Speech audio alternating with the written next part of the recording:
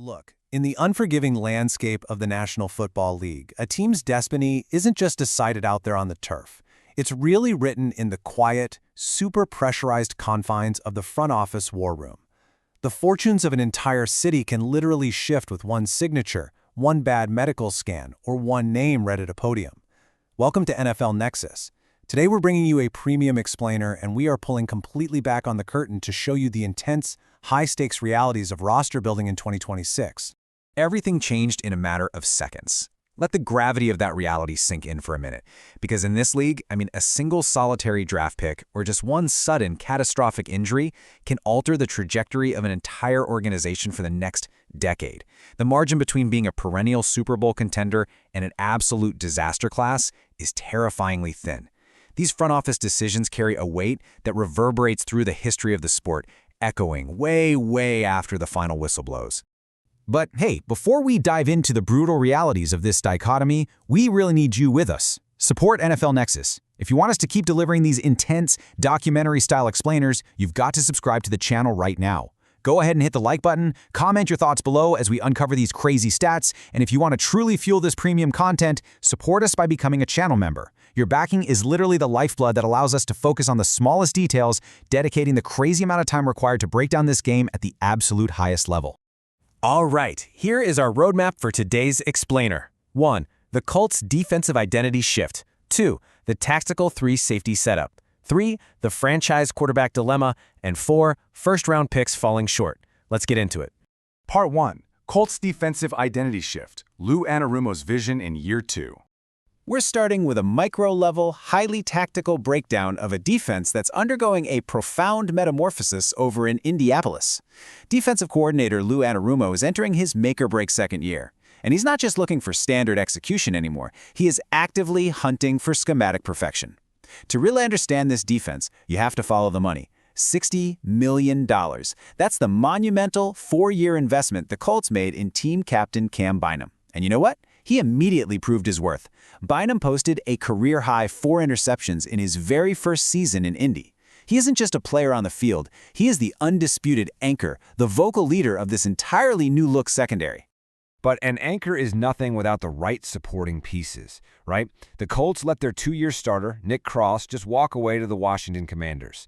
And the reasoning for that lies in the brutal realities of modern passing attacks.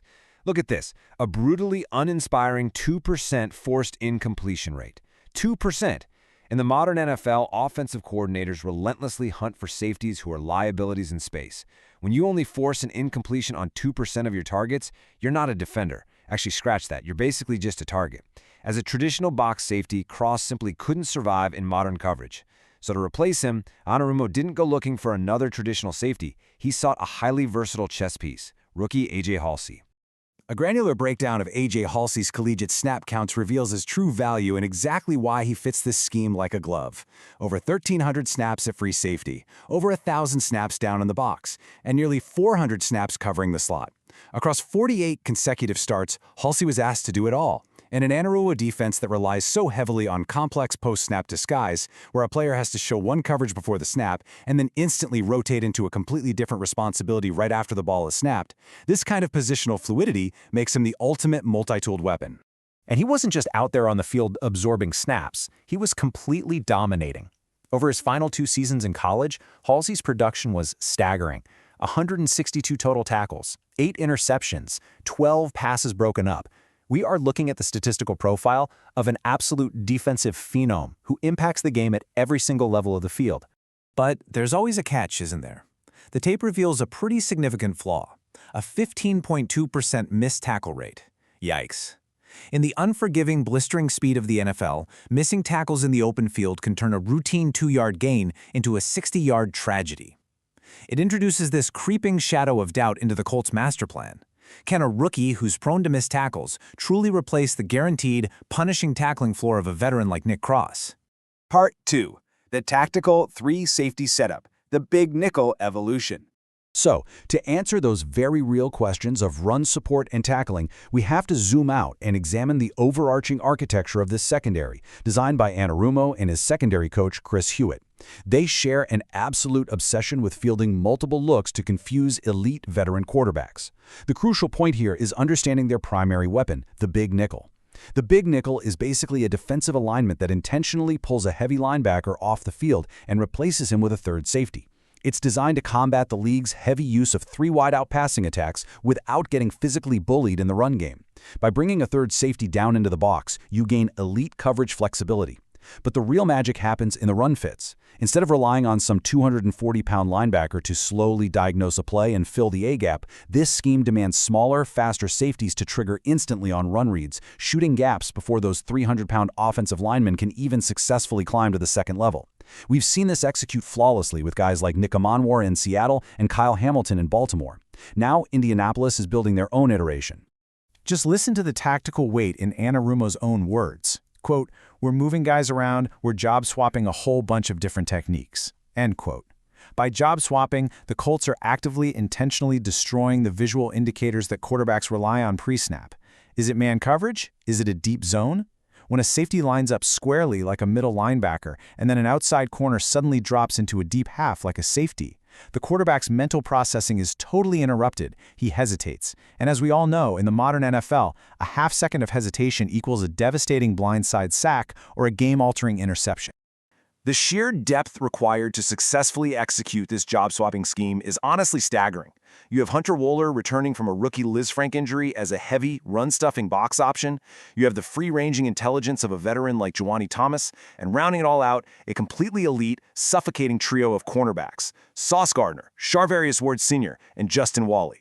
This isn't just a good secondary, guys. This is the most talented, strategically flexible defensive backfield Lou Anarumo has ever had in his entire 8-year coordinator career. But here is the devastating, uncompromising reality of the NFL. You can build an absolute masterpiece on one side of the ball. You can draft the perfect safeties and sign the greatest cornerbacks on the market, and still watch your franchise crumble into total irrelevance. So we have to ask the ultimate question. If the Colts are building this elite defense with absolute surgical precision, what on earth happened to their offense? Part 3. The Franchise Quarterback Dilemma. The Fall of the First-Round Pick. We are leaving the tactical weeds of the defense and entering the dark, brutal reality of draft day gambles. This is what happens when the absolute most important decision a franchise can make goes horribly, irreversibly wrong. These guys were supposed to be the saviors, the faces of the franchise, plastered on billboards across their respective cities. Anthony Richardson Sr., the number 4 overall pick back in 2023.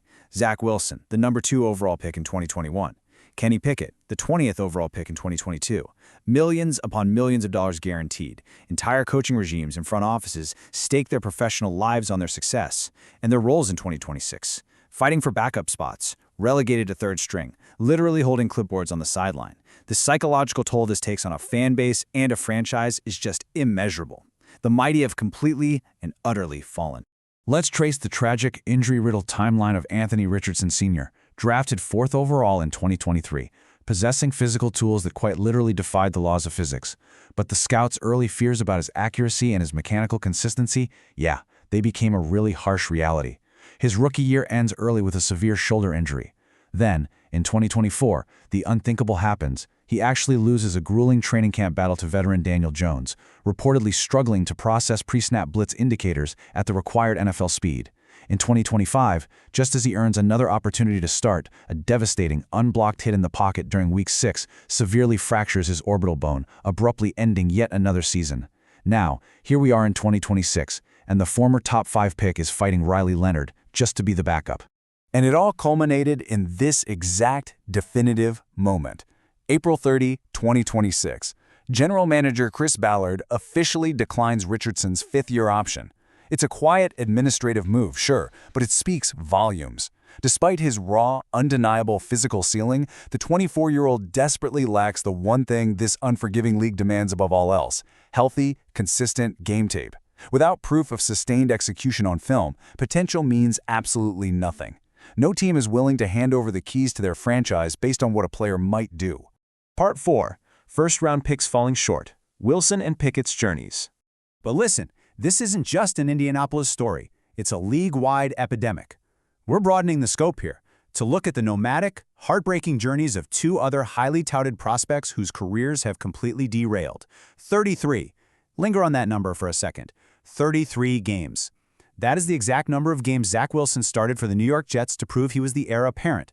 33 opportunities to seize the throne, but excessive interceptions and a fundamental failure to read complex post-snap defensive rotations, the exact type of disguised coverages Lou Anarumo's building in Indianapolis, led to him being benched, not once but twice.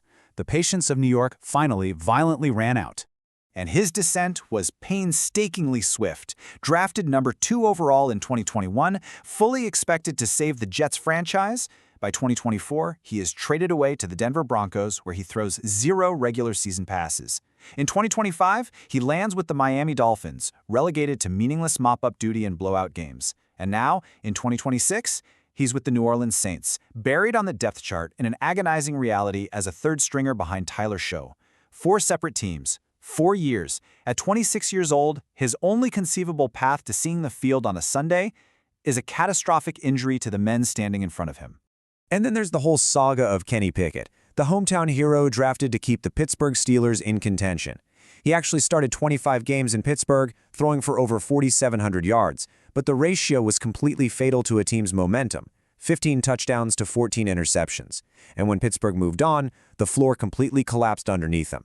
He failed to adapt to the heavy run-pass option system with the Philadelphia Eagles, he couldn't find a rhythm in Cleveland, he was cut loose by the Las Vegas Raiders, and finally, he landed with the Carolina Panthers, where he serves as a journeyman backup behind Bryce Young.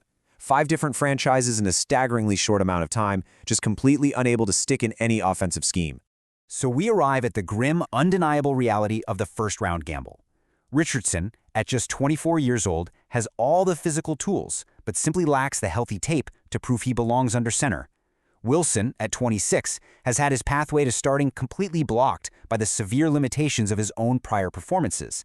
And Pickett, at 28, is watching the runway on his professional career close terrifyingly fast. Contrast this tragic career backup trajectory with the meticulous, successful, foundational planning of the Colts' defensive secondary we just analyzed. It's the ultimate dichotomy of the National Football League, literally night and day. Which leaves us with this massive, franchise-altering question. When you are tasked with building a roster in the National Football League, is it better to meticulously invest your money, time, and coaching resources into the surgical, schematic flexibility of an elite defense? Or do you roll the dice and gamble your top draft capital on unproven quarterbacks, knowing full well the odds of a catastrophic failure? Think about that for a second, because your team's general manager is agonizing over that exact question right now. Thank you so much for joining us on this deep dive. Don't forget to subscribe to NFL Nexus, hit the like button on this explainer, leave your thoughts in the comments, and become a channel member to keep these premium explainers coming. We'll see you in the next one.